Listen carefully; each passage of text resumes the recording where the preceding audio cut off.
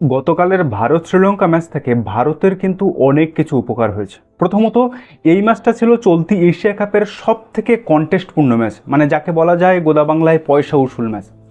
এখান থেকে দেখুন, অভিষেক শর্মা যদি আউট হয়ে যেত তাহলে ভারতের মিডল অর্ডার কী করতো। সেখানে কিন্তু তিলক বর্মা 49 রানের একটা দুর্ধর্ষ ইনিংস খেলেছে, সঞ্জু স্যামসন 39 রানের ইনিংস খেলেছে, কিংবা অক্ষর প্যাটেলের ব্যাট থেকে কিন্তু রান এসেছে।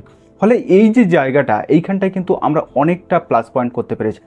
অন্যদিকে যদি দেখেন বোলিংয়ের ক্ষেত্রে, তাহলে বোলিংয়ের ক্ষেত্রে কুলদীপ যাদব এবং বরুণ চক্রবর্তী যে সময়টা এসে প্রথম নিশাঙ্কা এবং কুশল পেরেরা যে 127 রানের একটা পার্টনারশিপ বানালো, সেখান থেকে এসে কিন্তু কুশল পেরেরাকে আউট হয়ে ওই পার্টনারশিপটা ভাঙলো। হ্যাঁ, 202 রান চেস করে ম্যাচ সুপার ওভারে গেছে, সেটা যাওয়া প্রয়োজন ছিল না, কারণ সেটা যেতও না। কিন্তু কিছু মিস ফিল্ডিং ছিল, যে কারণে কিন্তু এই ম্যাচটা সুপার ওভারে গেছে।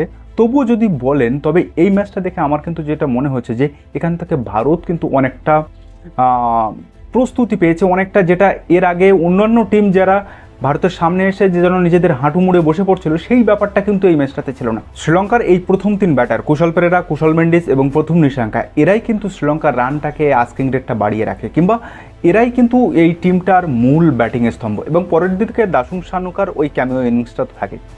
কিন্তু তারপরেও আজকে দুজন দাঁড়িয়ে গেছে, গোটা টুর্নামেন্টে কিন্তু দুজন এইভাবে দাঁড়ায়নি, যেখানে দাঁড়িয়েছে সেই ম্যাচটা জিতেছে। তবে আজকের এই ম্যাচটা কিন্তু ভারতের অনেকটা ম্যাচ প্র্যাকটিস হলো, এবং ফাইনালের আগে বলা যেতে পারে ভারতের জন্য সবচেয়ে বেস্ট ছিল এই সুপার ওভারে যাওয়া।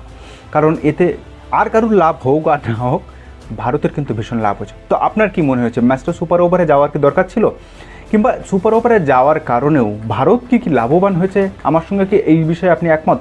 অবশ্যই কমেন্ট করে জানাবেন। আর ক্রিকেট এবং ফুটবলের এরকম আরও আপডেট পেতে অবশ্যই চ্যানেলটি ফলো করে রাখবেন।